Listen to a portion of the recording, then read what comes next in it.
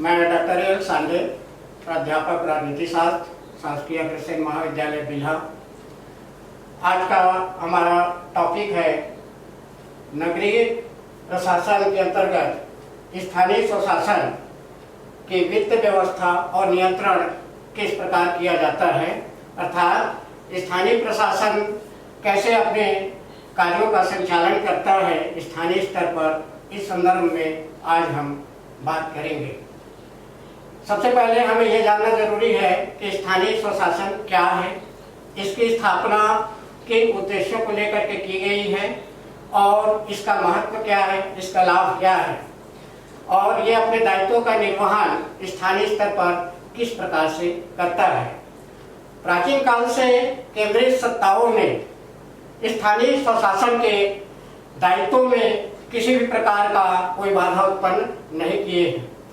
क्योंकि विकेंद्रीकरण व्यवस्था के तहत विशाल राज्यों के लिए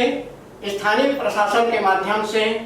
स्थानीय स्तर पर जो समस्याएं उत्पन्न होती हैं उनका संचालन करना आवश्यक हो जाता है। स्थानीय संस्थाएं अपने उत्तरदायित्वों का निर्वहन स्वायत्तपूर्वक कर सके, इसके लिए केंद्रीय सत्ताओं के द्वारा जो है उन्हें पूर्ण स्वतंत्रता प्रदान की जाती है। स्थानीय स्वशासन को विभिन्न देशों में अलग अलग नामों से जाना जाता है। जैसे फ्रांस में इसको स्थानीय प्रशासन कहा जाता है, अमेरिका में इसको म्युनिसिपल शासन कहा जाता है, ब्रिटिश भारत के समय स्वायत्त शासन और स्थानीय स्वशासन के नाम से जाना जाता था, लेकिन भारत में इसे जो है स्थानीय शासन के नाम से जाना जाता है। स्थानीय शासन जो है प्रजातंत्र की पहली पाठशाला है, जहां पर स्थानीय लोग अपने संस्थाओं के माध्यम से जो है दायित्वों का निर्वहन स्थानीय स्तर पर करने का प्रयास करते हैं। इसके तहत जो है अपन ये कह सकते हैं कि जैसे गांव में लेते हैं तो ग्राम पंचायत होती है, उससे थोड़ा नगर में आते हैं तो जनपद पंचायत या नगर पंचायत होती है, उससे बड़े स्तर पर आते हैं तो नगर पालिकाएं होती हैं, उसके बाद होता है नगर निगम होता है, और कई बड़े बड़े शहरों में शहरों को आकर्षक और सुंदर बनाने के लिए नगर सुधार प्रन्यास या महानगर पालिका स्थानीय स्वशासन के रूप में कार्य करते रहती है। स्थानीय स्वशासन की अवधारणा को सबसे पहले जो है राजस्थान के बड़गर नागौर जिले में इसका स्वरूप जो है पंचायत स्तर पर किया गया था और आंध्र प्रदेश में इसको पूरे राज्य में लागू किया गया। इसके बाद जो है मध्य प्रदेश में पंचायती राज व्यवस्था को पूर्ण रूप से जो है अपनाया गया और इसका उद्देश्य यह होता है कि किसी एक स्थान पर स्थानीय इकाइयों के द्वारा जो दायित्वों का निर्वहन किया जाता है वह केंद्रीय सत्ता के माध्यम से अगर किया जाए तो कार्यों में विलंब होगी और विकास कार्य में अवरुद्ध होंगे। इसलिए स्थानीय स्तर पर जो है संस्थाएं बना करके उनके समस्याओं का निराकरण करने के लिए, उनके स्वास्थ्य सुरक्षा के लिए, उनके शिक्षा व्यवस्था के लिए, उनके स्वच्छता के लिए आदि दायित्वों का निर्वहन जो है स्थानीय प्रशासन के द्वारा किया जाता है। जैसे हम भारत की बात करते हैं स्थानीय स्तर पर, तो क्योंकि राज्य को जो है केंद्रीय सत्ता के द्वारा पूरे देश को जो है राज्यों में बांटा गया, राज्यों के आधार पर जो है आपके कमिश्नरी में बांटा गया, फिर जिला स्तर पर दिया गया और इसी तरह खंड स्तर पर और फिर ग्राम पंचायत स्तर पर जो है सत्ता का विकेंद्रीकरण किया गया।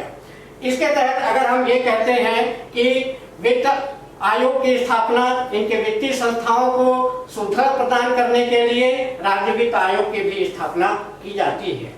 नगर निगम अपने नगर सीमा के तहत जो है विभिन्न दायित्वों का निर्वहन करने के लिए कार्य करती है, जैसे सड़क का निर्माण, प्रकाश व्यवस्था, जल प्रदाय की व्यवस्था आदि दायित्वों का निर्वहन करने के लिए वित्तीय संसाधनों की कमी होती है और इन संसाधनों को पूरा करने के लिए राज्य शासन के द्वारा उनको अनुदान दिए जाते हैं। विभिन्न प्रकार के कर लगा करके इस नगर निगम या नगर पालिका या जो कहिए कि स्थानीय स्वशासन के माध्यम से जो है उसको कार्य करवाए जाते हैं। इस तरह से अगर हम देखें तो नगर स्थानीय स्वशासन का अपने स्तर पर क्या कार्य होता है, तो सार्वजनिक स्वास्थ्य की व्यवस्था करना, शिक्षा की व्यवस्था करना, अपने दायित्वों के निर्वहन करने के स्वच्छता अभियान, प्रकाश की व्यवस्था, लाइट की व्यवस्था, सड़क का निर्माण, इन सब कार्यों को करने के लिए आवश्यक राशि की आवश्यकताएं होती है। अब सवाल ये उत्पन्न होता है कि ये जो स्थानीय स्वशासन है, या आप गांव से लेकर के, क्योंकि भारत गांव का देश है, नगरों और कस्बों में निवास करता है, और इसके आधार पर ये जरूरी है कि स्थानीय स्तर पर उनको अधिकार दिए जाए, उनको शक्तियां सौंपी जाए, जिसके तहत वह केंद्र तक जो है अपनी समस्याओं को लेकर के न जा सके। ऐसी परिस्थिति में ये आवश्यक हो जाता है कि उनके कार्यों के लिए या उनके दायित्वों का निर्वहन करने के लिए वित्तीय व्यवस्था कहाँ से करेंगे, वित्तीय संसाधन कहाँ से जुटाएंगे, इन संदर्भ में जो है हमें बात करनी है। तो सबसे पहले अपन लेते हैं कि अगर ग्राम पंचायत में होता है तो ग्राम पंचायत के वित्तीय संस्थाएं जो है, वित्तीय व्यवस्थाएं जो है वो नगण्य सी हो जाती है, क्योंकि उनके पास काम तो ज्यादा होते हैं, लेकिन उन कार्य को, उन निर्माण कार्य को पूरा करने के लिए पर्याप्त उनके पास धनराशि नहीं हो पाती है। तो वो क्या करते हैं कि शासन के अनुदान पर वो निर्भर हो जाते हैं। समय पर अगर उनको ये राशियां नहीं प्राप्त होती हैं, या प्राप्त हो जाने के बाद भी उनके पास निर्माण एजेंसी न होने के कारण अपने कार्य को जो है वो धीमी गति से कर पाते हैं, या बीच में जो है एक प्रकार के ऐसे अवरोध की स्थिति उत्पन्न हो जाती है। अगर हम शहरों की बात करें, नगर पालिका की बात करें, या नगर निगम की बात करें, या नगर सुधार प्रन्यास की बात करें, तो इनके द्वारा जो है वित्तीय व्यवस्थाएं अपने संसाधनों के माध्यम से, जैसे विभिन्न प्रकार के जो है कर लगा करके जो है ये प्राप्त कर लेते हैं। जैसे संपत्ति कर ले लीजिए आप, भूमि कर ले लीजिए आप, आपके जो है जल प्रदाय योजना के तहत जो वसूली होती है, कर की प्राप्ति हो जाती है, इनके पास जो है वो संपत्ति, मकान के लिए कर लगाए जाते हैं। विभिन्न प्रकार के पान ठेलों में, हाट में, बाजार में, और पशुओं के जो है बाजार से बिक्री के माध्यम से जो उनको राशि प्राप्त होती है, जो शुल्क प्राप्त होती है, उसके आधार पर ये अपने आय के स्रोत को जुटाते हैं। और इसके अलावा जो है राज्य शासन के द्वारा इनको अनुदानें प्राप्त होती हैं। उन अनुदान को जो है ये निर्माण कार्य के रूप में लगाते हैं और स्थानीय स्तर पर जनता को सुविधा मुहैया कराते हैं। सवाल ये उत्पन्न होता है कि स्थानीय स्वशासन को हम क्यों अपनाएं, इससे हमको क्या लाभ हो सकता है, अगर नहीं अपनाते हैं तो क्या होगा। तो इसके तहत स्थानीय स्तर पर स्थानीय व्यक्तियों को शासन में प्रतिनिधित्व करने का मौका मिलता है, और यह पहली प्रथम पाठशालाएं होती हैं, जिसके आधार पर वह व्यक्ति जो है स्थानीय स्तर से राज्य स्तर पर, राज्य स्तर से केंद्र स्तर पर जो है देश की सेवा कर सकता है, अपना प्रतिनिधित्व कर सकता है। तो लोकतंत्र की जो है तीसरे स्तंभ के रूप में जो है स्थानीय प्रशासन को जो है स्वीकार किया गया है, माना गया है, ताकि व्यक्ति में जो है एक प्रकार से जो है आत्मविश्वास बढ़े और स्थानीय समस्याओं का निराकरण स्थानीय स्तर पर किया जा सके। जहां तक स्थानीय प्रशासन के द्वारा जो आय के स्रोत हैं, वह आय के स्रोत पर्याप्त नहीं हो पाती हैं, क्योंकि इनके पास जो है इन कार्यों को करने के लिए, साफ सफाई व्यवस्था करने के लिए, या सड़क के निर्माण के लिए, या बिजली की व्यवस्था करने के लिए, या पानी की व्यवस्था करने के लिए, या अन्य सुविधाओं को समग्री बनाने के लिए, आदि कार्यों को करने के लिए कर्मचारियों और अधिकारियों की आवश्यकताएं होती हैं। और इन कर्मचारी अधिकारियों पर जो है वित्तीय वेतन के रूप में व्यवस्था करने के लिए जो है स्थानीय स्वशासन संपूर्ण रूप से जो है वह सक्षम नहीं हो पाता। तो इसका कारण यह होता है कि यह राज्य सरकार या केंद्र सरकारों के अनुदानों पर निर्भर होता है, और राज्य सरकारों के माध्यम से जो अनुदान या जो सहायता राशि इनको प्राप्त होती है, उन राशियों को कैसे, कहां पर जो है खर्च किया जाए या किस मद में खर्च किया जाए, तो इसका सीधा सा उदाहरण ये हो जाता है कि ये सारी राशियां जो है पूर्ण रूप से जो है पर्याप्त नहीं हो पाती हैं। ऐसी परिस्थिति में स्थानीय स्वशासन जो है जनता को पूर्ण रूप से सुविधा मुहैया कराने में अपने आप को अक्षम पाता है। इस परिस्थिति को दूर करने के लिए स्थानीय स्तर पर जो है विभिन्न प्रकार के टैक्स लगा करके या कर के माध्यम से उस कमी को पूरा करने का प्रयास करता है। अब सवाल ये उत्पन्न होता है कि जिस प्रकार से शासन से जो राशि प्राप्त हुई है या स्थानीय नागरिकों से जो कर के रूप में वसूली किया गया है, उन पैसों का सही तरीका से व्यय हो रहा है निर्धारित कार्य में या नहीं हो रहा है, इस प्रकार की गतिविधियों को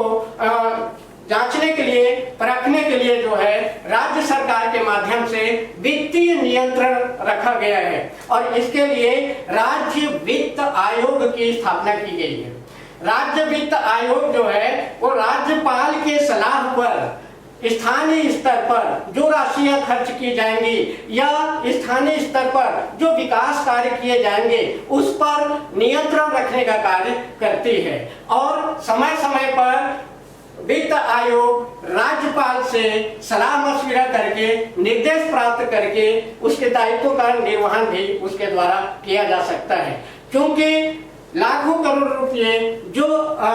राज्य के विकास या स्थानीय स्तर पर जो विकास किए जा रहे हैं उनमें जो खर्चाएं की जा रही हैं, क्या वास्तव में वो उसी मद में खर्चा हो रही है या उसमें किसी भी प्रकार का कोई जो है भ्रष्टाचार तो नहीं हो रहा है। इस पर इन कार्यों को रोकने के लिए, इन बुराइयों को रोकने के लिए या इस व्यवस्था को दूर करने के लिए एक नियंत्रण समिति की भी आवश्यकताएं होती हैं और इसके लिए ये आवश्यक हो जाता है कि जो राशियां खर्च की गई हैं वह विधिवत संबंधित मद में ही खर्च की गई है या नहीं की गई है, इसके लिए जो है लेखा परीक्षण कराया जाता है। लेखा परीक्षण वित्तीय नियंत्रण का एक माध्यम होता है क्योंकि सभी स्थानीय स्वशासन के अंतर्गत जो राशियां खर्च की जा रही हैं, जो पैसे खर्च किए जा रहे हैं, उन पैसों का लेखा जोखा रखना आवश्यक होता है। अर्थात जिस मद में जो राशि प्राप्त की गई दी गई है वह राशि उसी मद में खर्च हुई है या नहीं हुई है और अगर खर्च किए गए हैं तो नियमतः खर्च किए गए हैं या नहीं किए गए हैं या जिस अधिकारियों के माध्यम से जितनी राशि खर्च की गई है क्या उस अधिकारी को उतनी राशि खर्च करने का कानूनन या विधिवत अधिकार है या नहीं है। इन सारी बातों की जानकारी लेखा परीक्षण के द्वारा किया जाता है। अगर इस परिस्थिति में किसी भी प्रकार का कोई गलत तरीके से राशि को खर्च किया गया है या ऐसा लगता है कि इन्होंने जो है एक मद की राशि को दूसरे मद में खर्च कर दी गई है तो वह वित्तीय अनियमितता कहलाता है और इस परिस्थिति में संबंधित अधिकारी या संबंधित कर्मचारी को जो है उसके लिए जो है उत्तरदायी ठहरा दिया जाता है। तो शासन की व्यवस्था या शासन का जो उद्देश्य है कि देश में जो है स्थानीय स्वशासन विकेंद्रीकृत व्यवस्था के अंतर्गत अपनाया गया है, क्योंकि अगर स्थानीय स्तर पर हम उसे अधिकार नहीं देंगे तो एक जगह से संपूर्ण देश के लिए कार्य करना संभव नहीं हो पाएगा। भारत जैसे विशाल देश में जनसंख्या के अधिक होने के कारण एक स्थान से शासन करना संभव नहीं होगा और इसलिए इसमें स्थानीय स्तर पर जनता की भागीदारी, जनता के द्वारा चुने गए प्रतिनिधियों की भागीदारी का होना आवश्यक है और आपस में स्थानीय स्तर पर प्रतिनिधि और जनता के माध्यम से आपस में विचार विमर्श करके, सहयोग करके या एक दूसरे की सहायता करके या एक दूसरे के रूप में सलाह मशविरा करके इन स्थानीय समस्याओं का समाधान किया जाना चाहिए। स्थानीय स्तर पर अगर किसी प्रकार के विवाद होते हैं तो स्थानीय स्तर पर ही उसका निराकरण हो जाता है। इसके लिए कार्य में भी विलंब नहीं होता, व्यवस्था सुचारू रूप से चलते रहता है और जो जिस कार्य के लिए धन की आवश्यकता होती है, वित्त की आवश्यकता होती है, तो स्थानीय स्तर पर जो है टैक्स के माध्यम से या कर के माध्यम से उसकी भरपाई करने का प्रयास किया जाता है। लेकिन अगर कोई बड़ा कार्य होता है तो उसके लिए शासन से जो है अनुदान प्राप्त किया जा सकता है और इस प्रकार से शासन के दायित्वों का निर्वहन जो है हम स्थानीय स्तर पर कर सकते हैं। जैसे स्थानीय स्तर पर अगर हम संस्थाओं की बात करते हैं तो एक त्रिस्तरीय पंचायत स्तर होती है। जैसे गांव में पंचायत की संख्या होती है, नगर में नगर पालिका की संख्या होती है। नगर पालिका 4 श्रेणी के होते हैं, जिनकी जनसंख्या जो है 50,000 से अधिक होती है वो प्रथम श्रेणी के नगर पालिका हो गए। द्वितीय श्रेणी के नगर पालिका 20 से 50,000 के अंदर तक का होना चाहिए। तृतीय श्रेणी के नगर पालिका का 10 से 20 के बीच में होनी चाहिए और चतुर्थ श्रेणी के नगर पालिका जो है वो 10,000 से कम की होती है। इसी प्रकार से जो है गांव में जो ग्राम पंचायतें बनती हैं तो 1000 की जनसंख्या पर जो है एक ग्राम पंचायतें होती है। अगर किसी गांव में जो है जनसंख्या 1000 नहीं है तो 2-3 गांव मिला करके जो है एक ग्राम पंचायत बनाई जाती है। जो ग्राम पंचायत होती है वो अपने साधन जो है शासन को जो किसानों के द्वारा जो लगान दिए जाते हैं उनमें से कुछ प्रतिशत जो है वो गांव के लिए होती है। गांव में पशुओं का बाजार बैठता है, वहां से पशुओं की बिक्री के आधार पर जो राशियां उनको प्राप्त होती है उसको वो लगा सकते हैं। या गांव के आधार पर जो है किसी भी प्रकार की आवाजाही या रोड के किनारे हैं जिससे विकास कार्य हो सकता है, उसके लिए जो है वो चुंगी कर के माध्यम से अपनी आय की प्राप्ति करते हैं। इस प्रकार से जो है पंचायत स्तर पर,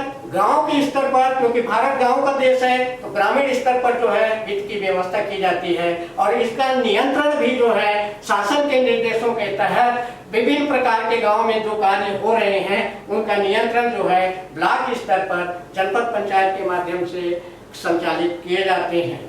इसी तरीके से नगर पालिका, नगर निगम, नगर सुधार प्रन्यास। नगर सुधार प्रन्यास जो है वो बड़े बड़े शहरों के लिए होता है और इनका एक उद्देश्य ये होता है कि ये जो है आपके नगर को आकर्षक और सुंदर बनाए जाने के लिए जो है ये कार्य करते हैं और इनकी जो आय की जो साधन है, वित्त की जो व्यवस्था है, तो नगर सुधार प्रन्यास जो है अपने नगर के बाहर के शासकीय भूमि को बेच सकता है, शासन से अनुदान प्राप्त भी कर सकता है और इनको ये अधिकार है कि ये जो है ऋण भी ले सकता है और इसके आधार पर जो है वो अपने नगर का विकास कर सकता है। लेकिन सवाल ये उत्पन्न होता है कि स्थानीय स्तर पर जो राशियां स्वयं से जुटाई जाती हैं वो पर्याप्त नहीं होती हैं। इस ओर जो है शासन को ध्यान दिया जाना चाहिए, क्योंकि जितनी राशि अनुदान के रूप में प्राप्त होते हैं वो सारे राशि जो है उनके लिए जो है विकास कार्य के लिए कम पड़ते हैं। अपने स्थानीय स्तर पर भी जो सुविधाएं जुटाई जाती है उससे भी कम होता है। अतः मैं ये कहना चाहूंगा कि स्थानीय स्वशासन के अंतर्गत वित्त की व्यवस्था स्थानीय स्तर पर कर लगा करके, विभिन्न प्रकार के कर लगा करके की जाती है और इसके साथ ही साथ शासन से अनुदान या सहायता के रूप में प्राप्त करती है। लेकिन इस पर जो नियंत्रण है वो राज्य वित्त आयोग के माध्यम से, वित्तीय समितियों के माध्यम से, सलाहकार समितियों के माध्यम से राशि को व्यय किया जाता है और वह राशि अगर किसी भी प्रकार से गलत कार्यों में लगाया गया है या एक मद की राशि दूसरे मद में लगाया गया है तो उसके लिए जो है लेखांकन और लेखा परीक्षण, ये जो दो प्रक्रियाएं होती हैं, इसके तहत वह नियंत्रण लगाने का कार्य करता है। अन्यथा अगर भ्रष्टाचार को रोकना है, कुरीति को रोकना है या गबन को रोकना है तो उसके लिए जो है लेखा परीक्षण का होना आवश्यक है। लेखांकन रखना और लेखा परीक्षण कराना यह शासकीय नियमों के तहत होता है और इसमें अगर किसी भी प्रकार की वित्तीय व्यवस्थाएं पाई जाती है तो संबंधित अधिकारी को उसके लिए दोषी या उत्तरदायी ठहराया जाता है। उत्तरदायी वही होगा जो उस कार्य का संपादन करता है। अतः हम ये कह सकते हैं कि भारत जैसे विशाल देशों के लिए, अत्यधिक जनसंख्या वाले राज्यों के लिए एक जगह से शासन करना उचित नहीं है। अतः विकेंद्रीकृत व्यवस्था के अंतर्गत शक्तियों का हस्तांतरण करके स्थानीय स्तर पर स्थानीय संस्थाओं के माध्यम से देश में, गांव में राज्य का विकास किया जाए, तभी यह देश जो है विकास की ओर अग्रसर होगा।